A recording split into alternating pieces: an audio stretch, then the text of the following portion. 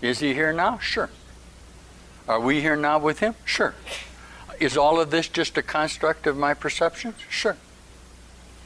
Sure. You're the one that's determined to separate your cause and effect and give identity to the illusion that's apparently outside of you, aren't you? Don't do that. There's no sense in doing that. There's no conflict going on here. Is that the healing process? How could it not be? How would you not then think wholly with your mind? Huh? The idea of a bodily containment that separates you from reality is not so. Many of you are undergoing a lot of déjà vu. That is, you're recreating in your mind a previous wholeness that you underwent. This will occur in the concepts of the principles of a miracle. What you're doing, I think it'll be there, you're changing temporal order. Okay, you're taking past association and giving them future frames of reference. Okay, you're reversing your cause and effects. Everything that you've done in the past was actually done perfectly in the future. It has to have been. What you're doing is taking your mind from a future frame, which I'm directing you to do, and this will be one of the concepts that occurs in the principles of the Course in Miracles. How did the Course in Miracles get here? You ordered it. It's a very definitive, well laid out plan in a segment of time, this time to teach you to the enlightenment of your own mind. Okay, and I want the establishment to quit fooling around with it. I know they're going to fool around with it, but those of you who really want to accept the premises of it, you can call that faith if you want to, are going to what?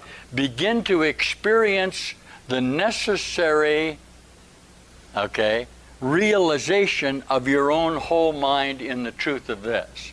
That's what the miracle is. Obviously, God doesn't need miracles, does he? But you do, because you need the evidence of that reassociation of your mind, don't you?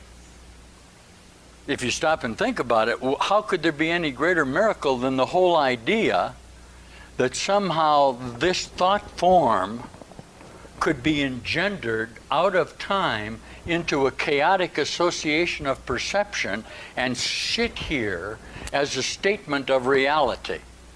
They kept it in a dresser drawer for a year. This is very fearful stuff. It finally came out because it got diluted enough so that the consciousnesses could misinterpret it, obviously, since all the misinterpretations are false. That was so we could get it published, okay? Now, there's 700,000 copies of it sitting around somewhere. The publishers won't mind what I'm saying. They're going to sell another 700,000 copies in about 40 days. Okay. You might want to direct the publishers to stop making perceptual observations in the scripture of A Course in Miracles. Tell them you want a scriptural course. You want a course, the book that just says what it says. Okay, obviously, the additions of the perceptual interpretations of the Course are absurd. That's what the falsity is. All right, they won't mind. They're obviously they want to sell books. Okay, listen.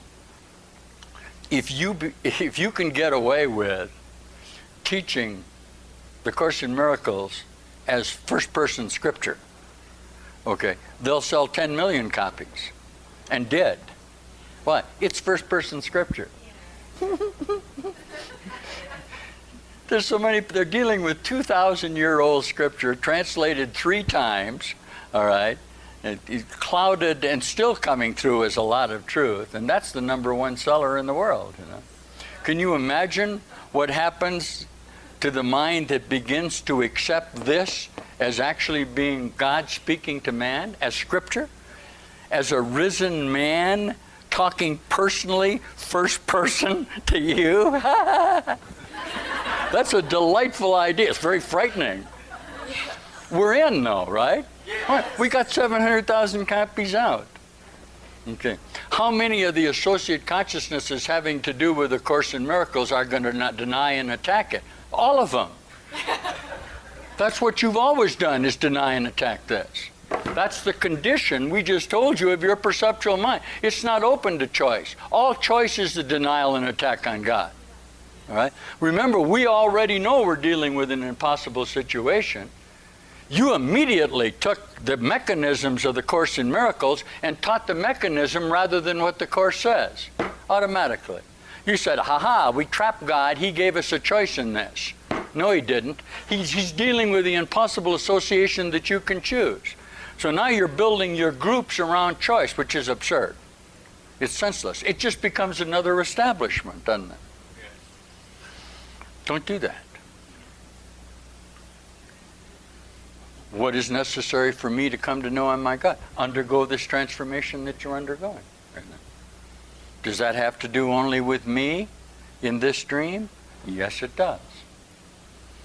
Many of you, and I'm speaking in this room now, are undergoing very dramatic transformational shifts in your consciousness-mind associations. Okay. You are beginning to form genius in your reassociations to declare your creative capacities. I know you're doing it. Okay. This is just the spreading of the Course in Miracles through the freedom of your own mind associations. We want to give you that. The basis of the Course is to give you full power of your own mind. It's to broaden in you your concepts of yourself to a final concept of your own whole self, isn't it? That's what you're doing. So now we're faced with an impossible thing. We're saying that on the planet Earth, that a voice opened a channel from heaven, all right, and said words into a conscious perceptual mind that had no real understanding of it, but was at a purpose in its own karma drama where it could truthfully transcribe these whole words that came out. I know, I guess they're going to put up a statue to Helen, and I think that's lovely.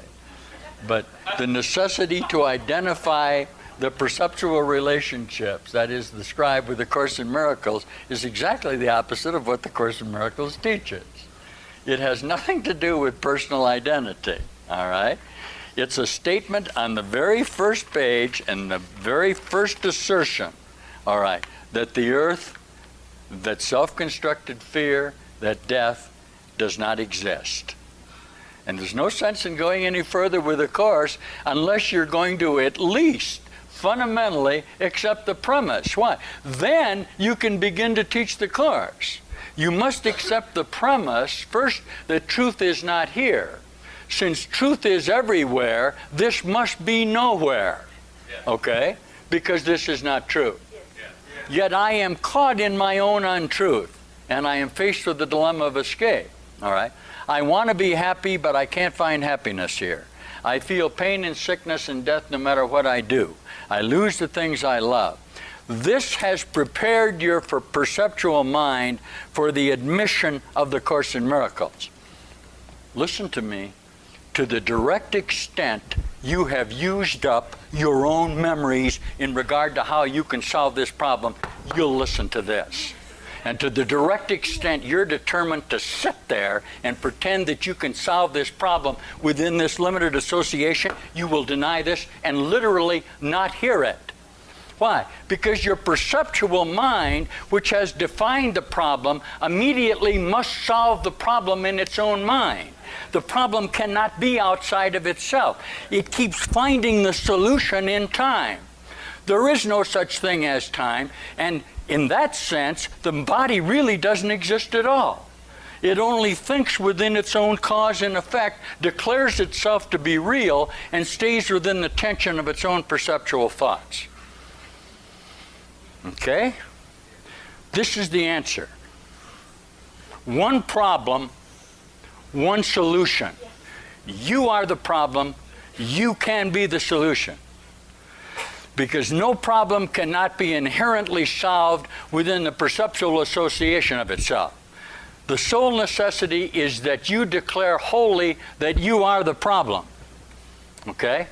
I forgot. I put that on the front page here under instruction.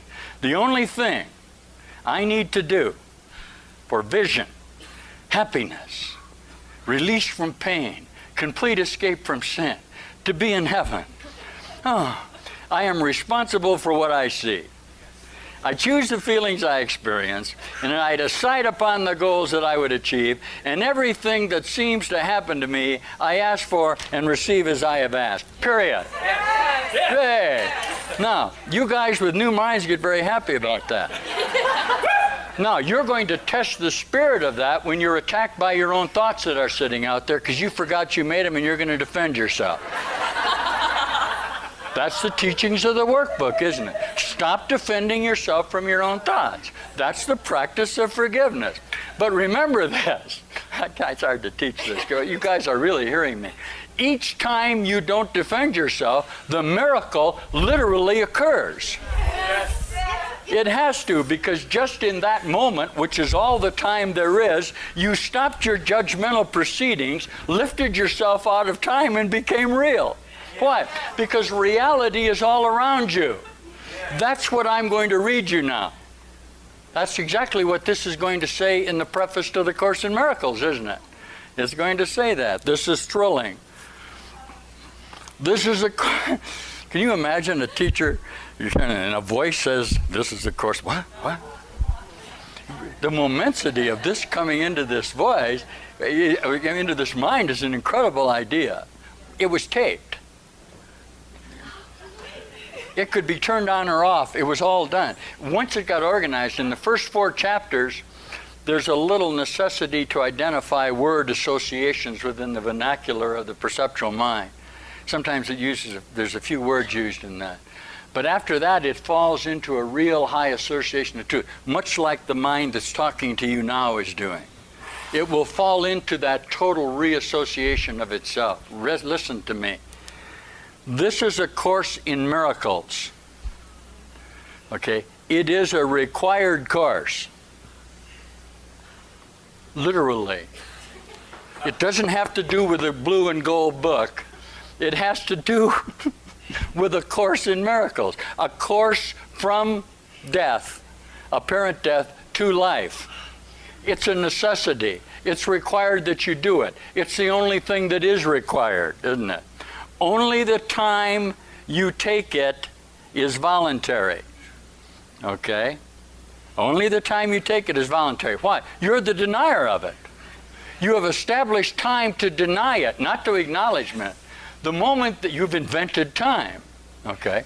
The moment you decide to shorten time, inestimably, you'll be in heaven. You simply will step out of time. Remember, though, that time is at your own disposal, isn't it? That's what this says. Now, free will does not mean free to die. Does not mean that you can establish the curriculum. Okay?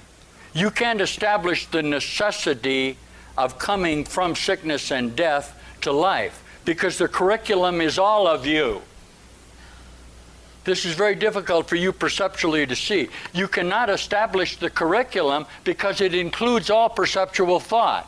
Your establishment is the limitation of the curriculum. Do you understand me? Yes. All right. You cannot establish the curriculum. Okay? It means only that you can elect what you want to take at a given time. Now, obviously, and that's what you're doing. I'm asking you to elect to take the whole thing now. Yes. I am telling you from an enlightened association that you can do it through the miracle of your own disassociation from death. All right? Good. Okay. Now, the Course does not aim at teaching the meaning of love. Why? Love is its own meaning. That is beyond what can be taught. You can't teach love. It is what it is. Now, it does aim, however, at removing the blocks to the awareness of love's presence, which is your natural inheritance. All perceptual mind is nothing but a block to the love of God or reality. You are that block. There is no other block but you. When you remove the obstacles of the necessity for your own miscreations, that is, to hold yourself separate from wholeness, you will be whole. Why? That's what you are.